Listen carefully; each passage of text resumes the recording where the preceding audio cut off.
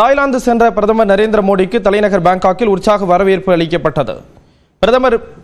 பிரதமர் பெடோங்டன் ஷினவத்ரா அழைப்பை ஏற்று 2 நாள் பயணமாக தாய்லாந்து சென்றுள்ள பிரதமர் நரேந்திர மோடி 6வது பிம்ஸ்டெக் உச்சி மாநாட்டில் கலந்து கொள்கிறார். அண்மையில் நிலநடுக்கத்தால் தாய்லாந்து கடுமையாக பாதிக்கப்பட்ட நிலையில் பிரதமர் மோடி அங்கு சென்றுள்ளார். தலைநகர் பாங்காக்கு இன்று சென்றடைந்த பிரதமர் மோடிக்கு உற்சாக வரவேற்பு அளிக்கப்பட்டது. தாய்லாந்து ராணுவத்தின் அணிவகுப்பு மரியாதையை பிரதமர் மோடி ஏற்றுக்கொண்டார்.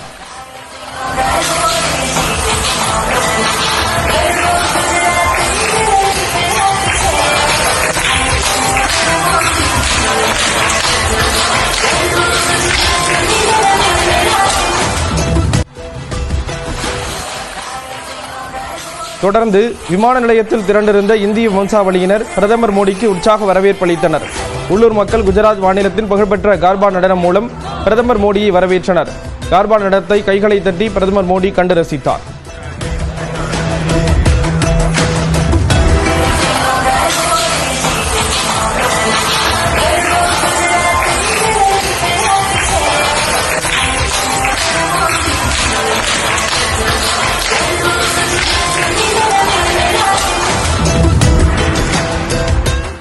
மேலும் சீக்கிய மக்கள் பிரதமர் மோடிக்கு பொற்கோவில் மாதிரியை பரிசாக வழங்கினர்.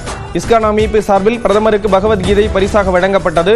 மேலும் ஜெயின் சமூகத்தினர் உள்ளிட்டோர் பிரதமர் மோடிக்கு பல்வேறு நினைவு பரிசுகளை வழங்கினர். தொடர்ந்து தாய்லாந்து பதிப்பு ராமாயணத்தை பிரதமர் மோடி கண்டு ரசித்தார்.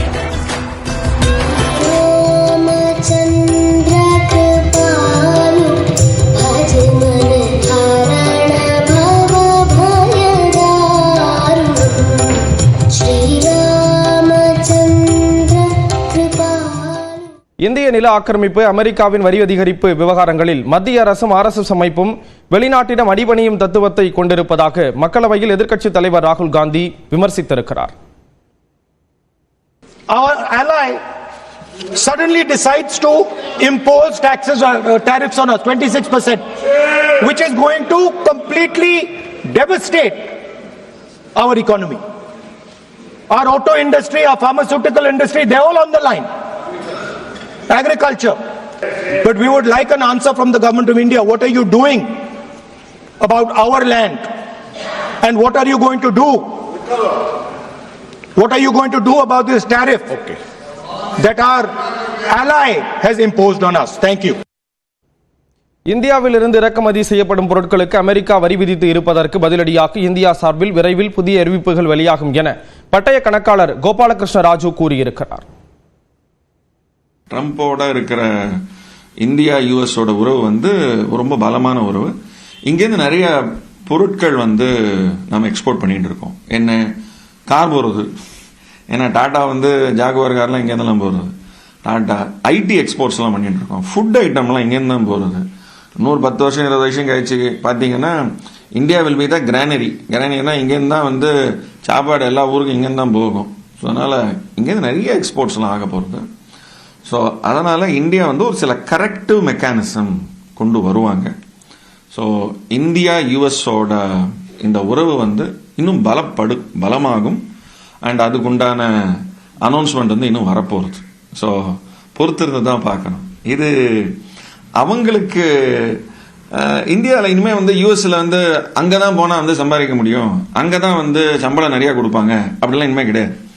இங்கே ஆல்ரெடி ஸோ இந்த நம்பர்ஸ் எல்லாம் பார்த்தாலே நம்ம இளைஞர்களுக்கு தெரியணும். இதெல்லாம் பார்த்து அங்க போய் தான் நான் இனிமே யூஎஸ் மாப்பிள்ளை இதான் நான் பொண்ணு கொடுப்பேன் அப்படிலாம் சொல்றவங்களாம் கிடையாது. இந்திய மாப்பிள்ளைக்கு தான் இனிமே பொருள் இனிமே கொடுக்கணும். தமிழ்நாட்டில் மேலும் 3 நாட்களுக்கு கனமழை தொடரும் என வானிலை மையம் கூறியிருக்கிறது. இதுகுறித்து வானிலை மையம் வெளியிட்டிருக்கக்கூடிய செய்திக்குறிப்பில் நீலகிரி, கோயம்புத்தூர், திருப்பூர், ஈரோடு, தேனி உள்ளிட்ட 17 மாவட்டங்களில் இன்றும் நாளையும் கனமழை பெய்ய வாய்ப்புள்ளதாக தெரிவிக்கப்பட்டுள்ளது. திண்டுக்கல், மதுரை, விருதுநகர், சிவகங்கை, தென்காசி மற்றும் கன்னியாகுமரி மாவட்டங்களிலும் 2 நாட்கள் கனமழை பெய்யக்கூடும். திருநெல்வேலி, தூத்துக்குடி, ராமநாதபுரம், புதுக்கோட்டை, தஞ்சாவூர் மற்றும் திருவாரூர் மாவட்டங்களிலும் நாளை வரை கனமழை பெய்யும் என கணிக்கப்பட்டுள்ளது. நீலகிரி, ஈரோடு, தேனி, திண்டுக்கல், தென்காசி, கிருஷ்ணகிரி, தருமபுரி மற்றும் சேலம் மாவட்டங்களில் நாளை மறுநாள் கனமழை பெய்யும் என எதிர்பார்க்கப்படுகிறது. சென்னை மற்றும் புறநகர் பகுதிகளில் இன்று மிதமான மழை தொடர வாய்ப்புள்ளதாகவும் நாளை லேசான மழைக்கு வாய்ப்பு இருப்பதாக வானிலை மையம் தெரிவித்துள்ளது. கடந்த 24 மணி நேரத்தில் அதிகபட்சமாக தென்காசி மாவட்டம் சிவகிரியில் 12 சென்டிமீட்டர் மழை பெய்திருக்கிறது. இதனிடையே மயிலாடுதுறை மாவட்டம் சீர்காழி சுற்றுவட்டார பகுதிகளில் திடீரென பெய்த கனமழையால் வெப்பம் தணிந்தது. குளிர்ந்த சூழல் நிலவுகிறது. கொள்ளிடம், வைத்தீஸ்வரன் கோவில், எடமணல் உள்ளிட்ட பகுதிகளிலும் மழை பெய்தது.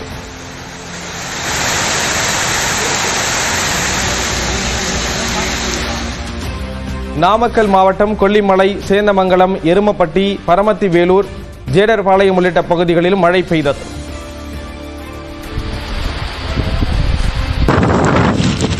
நாமக்கல் மாவட்டம் ராசிபுரம் மற்றும் சுற்றுவட்டார பகுதிகளில் காலை முதலே மேகமூட்டத்துடன் காணப்பட்ட நிலையில் தற்போது கனமழை பெய்து வருகிறது. கடந்த சில நாட்களாக 100 டிகிரி வெயில் வாட்டி வதைத்து வந்த நிலையில் தற்போது மழை பெய்வது மக்களிடையே மகிழ்ச்சியை ஏற்படுத்தியுள்ளது.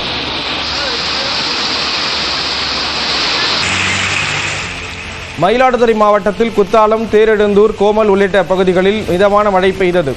செம்மனார்கோவில், பொறையார், தரங்கம்பாடி, மணல்மேடு பகுதிகளிலும் மழை பெய்ததால் மக்கள் மகிழ்ச்சி அடைந்தனர்.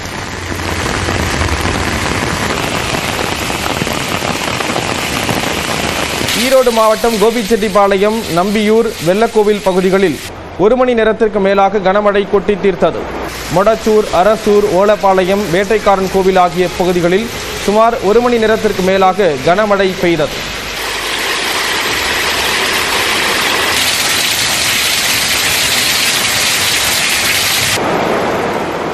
சேலம் மாவட்டம் ஆத்தூர் சுற்றுவட்டார பகுதிகளான கெங்கவள்ளி, நடுவலூர், தலைவாசல், வீரகனூர், தம்மம்பட்டி உள்ளிட்ட பகுதிகளிலும் சுமார் 1 மணி நேரத்திற்கு மேலாக கொட்டி தீர்த்த கனமழையால் தாழ்வான பகுதிகளில் மழைநீர் சூழ்ந்தது. இதேபோல் சேலம் ஏற்காட்டில் மிதமான மழை பெய்தது. சேலம் மாநகர பகுதிகளில் விட்டுவிட்டு சாரல் மழை பெய்து வருகிறது. கிருஷ்ணகிரி மாவட்டத்தில் பல்வேறு பகுதிகளில் திடீரென பெய்த கனமழையால் வெப்பம் தணிந்து குளிர்ச்சியான சூழல் நிலவியது.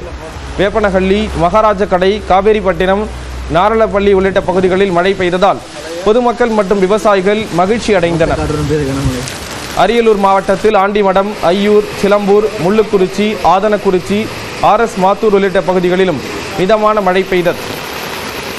செங்கல்பட்டு மாவட்டத்தில் பெய்த கனமழையால் சிறுகுன்றம், திருவடிசூலம் ஆகிய பகுதிகளில் அரசு நேரடி நெல் கொள்முதல் மையங்களில் வைக்கப்பட்டிருந்த நெல் மூட்டைகள் மழையில் நனைந்து சேதமடைந்தன. ஓரிரு தினங்களில் அவை முளைத்து வீணாகும் நிலை உள்ளதால் விவசாயிகள் வேதனை அடைந்திருக்கிறார்கள். கனமழையால் சென்னை கிழக்கு கடற்கரை சாலையில் தேங்கிய மழைநீரை மாநகராட்சி தூய்மை பணியாளர்கள் வாளி மூலம் அகற்றும் பணியில் ஈடுபட்டனர். விழுப்புரம் மாவட்டத்தில் காலை முதல் பெய்து வரக்கூடிய கனமழையால் 4000 நெல் மூட்டைகள் மழையில் நனைந்து சேதமடைந்திருக்கின்றன. விழுப்புரம் மாவட்டம் செஞ்சி அரசு ஒழுங்குமுறை விற்பனை கூடத்தில் விவசாயிகள் விற்பனைக்காக கொண்டு வந்த 4000 நெல் மூட்டைகள் அடுக்கி வைக்கப்பட்டிருந்தன.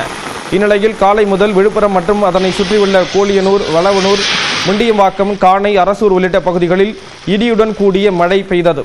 இதனால் செஞ்சி நெல் மூட்டைகள் அனைத்தும் மழையில் நனைந்து சேதமடைந்தன. இதையடுத்து நெல் மூட்டைகளை பாதுகாக்க மேற்கூரைகளை அமைக்க வேண்டும், விற்பனை கூடத்தில் மழைநீர் வெளியேற வடிகால் வசதி ஏற்படுத்தி தர வேண்டும் என விவசாயிகள் கோரிக்கை விடுத்திருக்கிறார்கள்.